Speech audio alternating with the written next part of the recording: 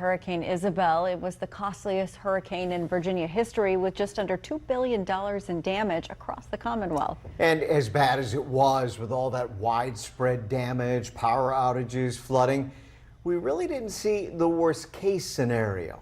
Meteorologist Ross Runner explains. September 18th, 2003, a day that many of us will not soon forget as Hurricane Isabel swept through central Virginia, downing thousands of trees and power lines.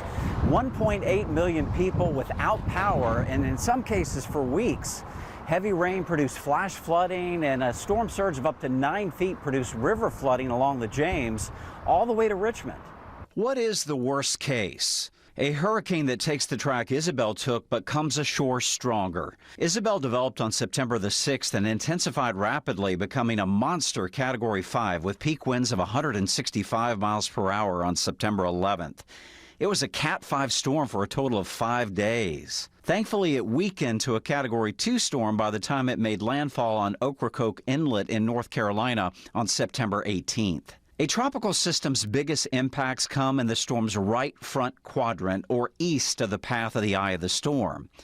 That is what Richmond got, and Isabel, as the center of the storm, tracked to our west.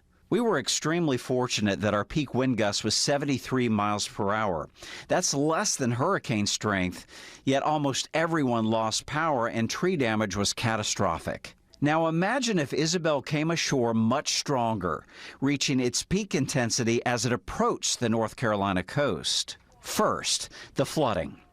The threat of rising water from storm surge in Hampton Roads would cause a massive evacuation, the likes we've never seen before. It could potentially send hundreds of thousands of Virginians our way.